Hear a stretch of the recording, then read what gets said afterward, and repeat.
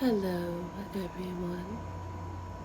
This is Southern Belle Whisper.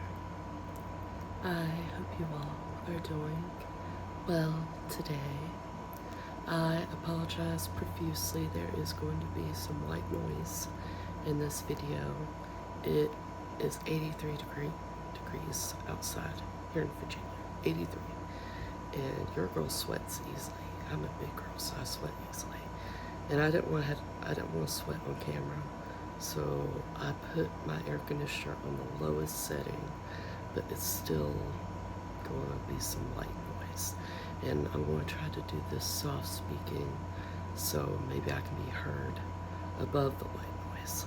But I've been kind of inspired to do this video because, so first things first, my niece Selena, my favorite niece, and she knows it too. She is visiting in June 8th actually. I told her, I said, you should do it on June 7th because it would have been my 10-year, don't even want to say anniversary. But yeah, it would have been my 10-year anniversary. And she was like, well, you know, I kind of had to do it on a weekend, so she said, how about June 8th? I said, perfect. So she is having a barbecue in her hometown in West Virginia with all her closest friends and family, including me and my mother. And a few weeks ago, I showed her this dress on TikTok that I really wanted, and I'm really bummed out because they ran out of my size. But it had cherries on it, and I just thought it looked like a perfectly good barbecue dress. And I sent her a picture of it because, you know, with your best friend or your girlfriend or whatever, you know, the opinions matter, just like it says on Mean Girls. You wouldn't get something if you didn't ask your girlfriends first if it looks good on you. She's like, I wouldn't. Right. So I sent her a picture of it, and she was like, girl. And then she sent me a picture of the dress that she got, and it had cherries on it. Yes. That's how alike we are, I swear. So she made it to where all the girls at the barbecue have to wear clothing with cherries on it, or like with the dress second option that I picked out, it's a red dress, but I told her if I wore the jewelry that has cherries on it, couldn't I wear just a plain red dress? And she said, yeah, I'll get you the jewelry. So this is the jewelry that she got. Hold on, let me put the camera down a bit. This is from Shein. Cheap, like in a good way. Like, I mean, we were both really nervous about if the necklace would fit or not. I didn't tell her this, but I was like, I hope the necklace fits. And it does, it fits perfectly. And then there's cherry earrings. I usually don't wear earrings, so I really had to, you know, to get them through, but I did it. And then it also comes with a bracelet, but I didn't have anybody around to help me put it on, and I tried so many times, and then I just gave up. But it has a cherry, kind of like the necklace, like this. But it inspired me to make this video. This video is going to be a video about self-love. It's going to be like a self-love ramble. Because today, I told you guys I went to the doctor, and he just told me the same thing that I've been told for months, which is I have fluid stuck behind my eardrum. And so he gave me the medications that he thinks is going to help until I can get to an ENT. It seems to help a little bit. My ears are a little bit more open now, but I don't know. And they took my weight, which is my least favorite thing to do at a doctor's office, is take my weight. Not only did I find out that the vitamins that my mom got me as a gift haven't been working, but it bothered me for like a second. And then I was like, Kelly, you've grown out your nails. You used to have a nail biting addiction. You've grown out your nails. You've been taking vitamins for your hair for it to grow out. I don't know if you guys realize how long my hair's gotten. And vitamins also for nail health. I said, you can change this. You can make it happen. So I asked my doctor if he would put me on a diet medication. Now, I was on this medication, let me think, I was 18 when I was on this medication. And at the time, you know, I was like 200. And my mom kind of talked me into getting on it. And I gotta say this, I lost like 60 pounds, or 40. I lost 40 pounds. And I just remember how great I felt about myself, just 40 pounds lighter. So when I went to the doctor today, it was no questions asked. When I saw my weight, it just clicked for me. I was like, hey, can you get me on a diet medication? He says yes. He told me which one works for most of his patients, which turned out to be the medication that I was on when I was 18. And I took my first one today, and it was hilarious because it gives you a lot of energy. And I busted in my patient's house. I was like, oh, got you a sandwich, got you a beef stick, got you Jello, like for his lunch. I was like practically throwing it at him. I was like, okay, I'm gonna go clean now. The look on his face was priceless. And then I was talking to my brother about meal prepping, about eating low calorie, because I am freaking serious about this. I'm only 33 years old, and okay, I'm only 33 years old, and I weigh 333 pounds. Now, let me say this to you guys. I think everyone is beautiful, no matter what size they are. But if you have a bad heart, that is what makes you ugly. This is my choice, and my personal healing journey is to lose weight and get healthier. Not just lose weight, but be more active. I'm thinking about getting a gym membership. I'm wanting to eat better, because I realize now that I gave up on myself a long time ago. I listened to somebody that told me, oh, I love you big. I think you look great. I love you just the way you are. You're beautiful just the way you are. But he knew how unhappy it made me that I had gotten so big. I gained 100 pounds when I got married. 100 pounds. Actually, more than that. 120 pounds. Yeah.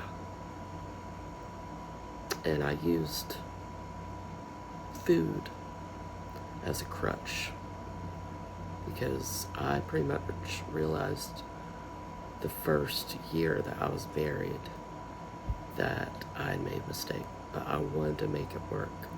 I wanted to put his wants and happiness in front of my happiness and what made me happy. And now that I'm not under his thumb, I've realized that my body is a vessel. I'm a Christian. I believe in God. And I believe that when you take care of your body, that it makes God happy. Because your body is like your temple. You know, your body is what God created. He created you. Your body is a temple, okay? And I just have decided to take better care of it. And that includes losing weight. And gaining muscle along the way as well. Not just losing weight, but toning myself. I've told you guys before, I've lived all my life on the opinion of others. Like, if you told me I was beautiful just the way I am, then I thought to myself, well, maybe I am beautiful. Maybe it doesn't matter how much weight I'm gaining. Maybe it is okay to eat 2 double croissants from Burger King before I go to bed after working a night shift. Maybe it's okay. Maybe it's okay. And then, like I told you guys, I never really had a serious boyfriend. I had one serious boyfriend when I was 17, and I was engaged. Yes, I was engaged at 17. And, but he, besides my ex, the other ex, he was the only serious boyfriend I really ever had. I told myself, this is one thing I told myself that I actually knew that I wanted, and that was to save myself for marriage. Yes, TMI, everybody. I didn't do the deed until I was married. I probably should have, to be honest. Now that I know what I know now. But it was just something that I knew growing up, that I promised God and myself that I wouldn't be some hussy that slept with, hundreds of men to get happiness. I just decided that I want to save it for that special person. So that's one thing I don't think you guys knew about me. But I've never really looked inside myself. I've never really looked inside myself and thought to myself, what makes Kelly happy? I've had plenty of guidance counselors ask me, what makes you happy? What does Kelly want out of life? And I'd be like, well, my mom wants me to be under 200 pounds. Well, all the boys in my class don't like me because I'm tall, because I'm 6'1". I see all these girls with boyfriends, and I'm wondering, what am I doing wrong? Why don't guys like me? It's just always been about other people. It's never been about what Kelly wants, ever. This is the first time in my life where I'm looking inside myself, and I'm focusing on what I want out of my life and how I want to take care of myself for once. Because I used to think to myself as I got older, I'd say, oh, I'm 30 now.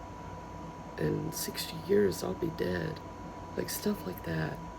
Like, it's never too late, you guys.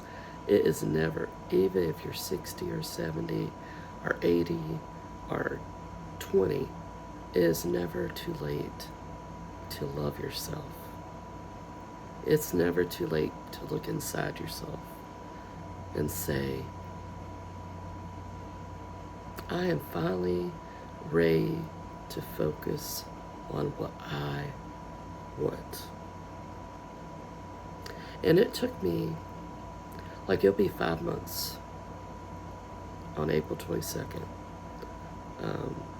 since I left my ex. And it took me about 3 months to stop thinking about, because I knew that I know he still watches my videos. And I was like, what is everybody going to think of me? What is this family going to think of me? What is our mutual friends going to think of me? But I'm finally getting to the point where I don't care. If you don't want to love me, that is fine. I have demons. I have problems that I've had to work through that if I did a video on it, it'd probably take hours. I'm not perfect. I know I'm not perfect. I've always known I'm not perfect. But I'm tired of focusing on other people's opinions of me. Because it's exhausting. It's exhausting and it's emotional and it's just putting something else on my lap and on my shoulders that I shouldn't have to deal with. Because I'm working through enough to not have to worry about what people think of me. So today, maybe it was today, that I decided I want to change myself for the better. And I'm not doing it for, I'm not thinking to myself, oh, well, the next guy that comes along, he probably doesn't want a woman that's 333 pounds and has all this emotional baggage. I mean, for a second, maybe a few days, I did. Because, you know, everybody has that internal instinct to where they want to be loved by someone. And I've always been that way. But where did that get me? It got me in a toxic relationship with red flags. Like, God was literally in front of my face most of the time saying, red flag, red flag, red flag, red flag. Come on. Stop saying, have you guys ever saw the video Lifehouse, that Christian skit? That's me. I'm sorry, I just love that skit so much that it makes me cry even thinking about it. You know, in the skit, where she's having this wonderful relationship with God, this loving and unconditional relationship, and then, you know, she meets the man who takes her eyes off God. She gets a job where she makes a lot of money, and that's another thing, and God's just trying to reach her. And at the end of the skit, she has a gun to her head. And then she runs to him, and he's pulling the rope like he's trying to pull her towards him. And that was my moment on the beach when I was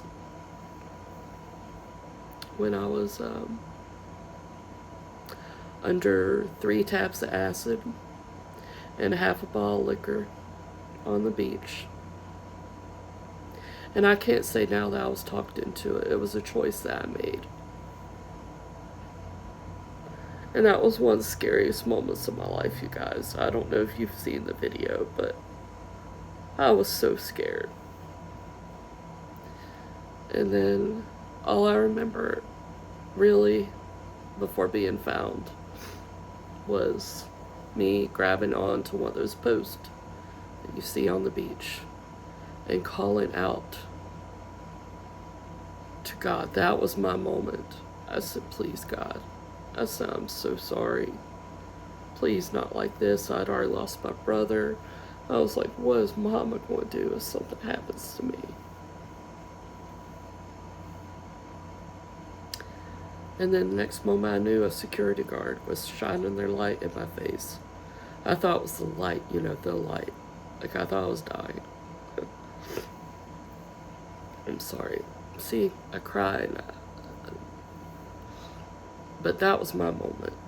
Like, I remember seeing my ex after that happened. After he promised me, nothing's going to happen. It's too late in the... hold on 1 second.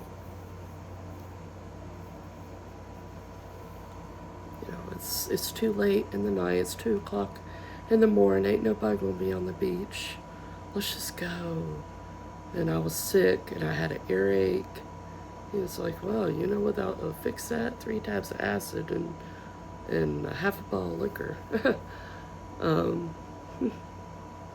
That was my moment where when I saw him after they had found him, because we got separated. And I was in the ambulance, and he came up to the ambulance and was like, are you okay? And at that moment I literally wanted to kill him. And I've never had that feeling before. Ever. I was so mad. I was so mad. I was so mad that, God, I was just mad. And it changed. Ever since August of last year, everything changed for me. To where my eyes were open, my conscience all the time was yelling at me, saying, why are you still in this relationship? You're not happy. Look how big you've gotten. I mean, why? I mean, literally yelling in my head. And it took him getting in my mom's face and calling her a bitch and a slut to open my eyes fully to what I was putting myself through.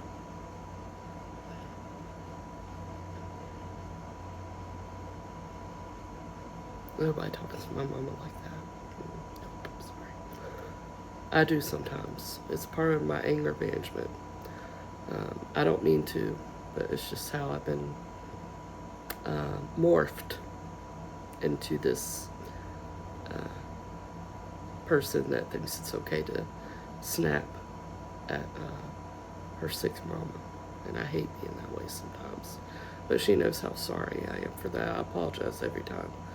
I said, I never used to talk to you like this until I met him, until I saw the way he treated his mother. Yeah. Self-love is important. Just have that moment like I did, to where you put yourself first. You put yourself over everything. Because the one best friend you have in your life, always, other than God, if you're a Christian, is yourself. So I'm ready to treat myself like the best friend that I know I am to myself. So this was definitely a ramble, but I hope it can help somebody that watches my videos.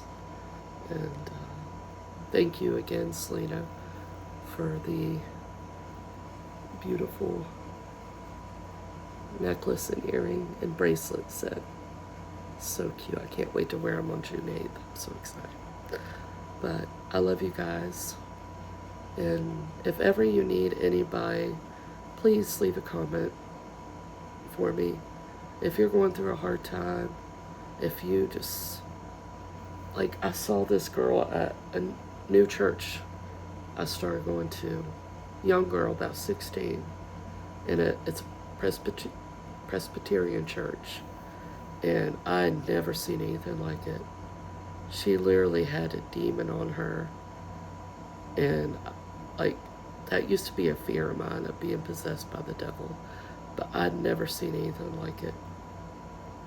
I got a front row ticket to that, where the preacher was praying over her and speaking in tongues, and she was just shaking and crying, and I know how that feels to have a demon on you. Oh my gosh, I know how that feels. But that was a very intense moment. My mom got to go with me, and I got to experience with hers. But I love you guys. I'll be talking to you soon. Hopefully, my microphone will come soon, and you guys won't have to worry about this white noise anymore. But I love you guys. I'll talk to you soon. Okay.